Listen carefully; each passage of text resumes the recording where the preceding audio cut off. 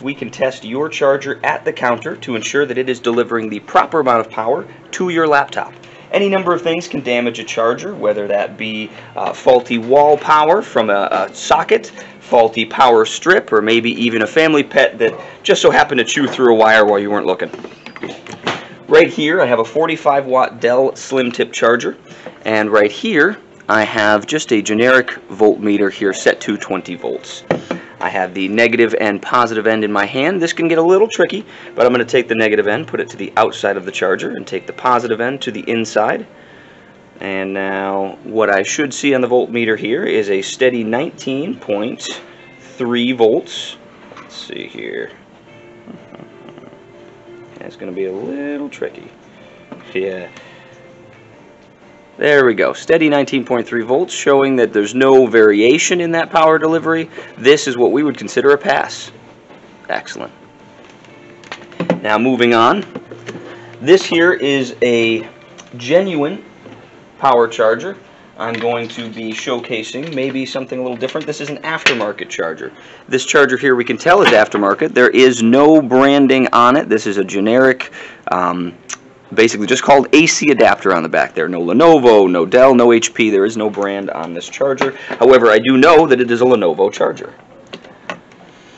Now, Lenovo Chargers are a little bit different. This one here is a Lenovo square tip. These are the same way to test. However, it needs to be turned up to 200 volts on the voltmeter, as Lenovo Chargers are actually designed to deliver 20 volts or 20.01 or 2, something close to that. So if I connect the charger here, we've got 20.04. We'll show that on the screen there. Perfect. So as you can see, it is a little bit over 20 volts, but it's steady. There's no variation. This is also a pass. Excellent. So even aftermarket chargers can be a good choice. However, they are a little bit less reliable, and they can cause problems. Here at Kaplan Computers, we always suggest using a genuine charger.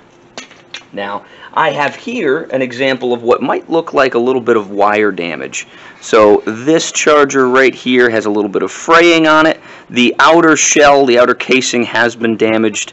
The wires inside are still fine. I'm going to show a test of this charger here. This charger still does work. This is not a charger that we would give to a customer per se, due to the fact that it is now in a weakened state. However, it is still perfectly good based on the numbers here. We'll set this back down to 20 volts because it's now an HP blue tip charger, and I see 19.6 volts steady. No issues there. 19.7, no variation. Perfectly good charger. Excellent. So even some minor damage, the charger can still function. However, in a case like this, if a customer were to bring me this with this broken shielding, I would likely advise replacing the charger, as this can be dangerous. Alright, let's see here. The last I have to show you today, this here I do believe is a Toshiba Charger. And the reason I have this one here is it's not quite as simple to test with the voltmeter. If I plug in this charger and I show the tip, you can see this tip is actually a little bit too small for me to properly fit my voltmeter into.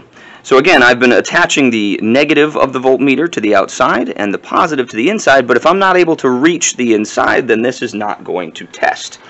What you can do in a case like this is use something as simple as a paper clip, throw that on the inside of the charger, and then test that. Let's see here, actually, that is plugged in, and we're going to connect the positive end. We see here we've got no variation of 19.5 volts, and I'll show you exactly what I've got going on here. It's a little crazy. We've got a paper clip inside of the charger there. No danger, don't worry. This here, and then if I get it in the right spot, it is a little finicky to test this way, but as long as I get it in just the right spot, you can see there's no variation. The connection is being made. We also have the capabilities of testing a USB-C charger here at Kaplan Computers. What I've got here is a little USB-C tester device hooked up to my phone.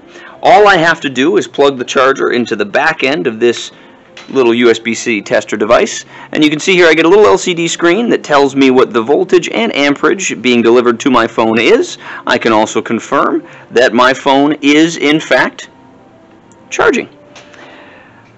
Now, if you have any concerns, you think maybe a charger you have is not delivering proper power to your device, definitely bring it on down. We can test it here at the counter, and if there's a problem with that charger, needs to be replaced, we absolutely have lots of chargers in stock, mostly name brands, HP, Dell, Lenovo, and if we don't happen to have a charger for your specific laptop, we'd be happy to order one for you.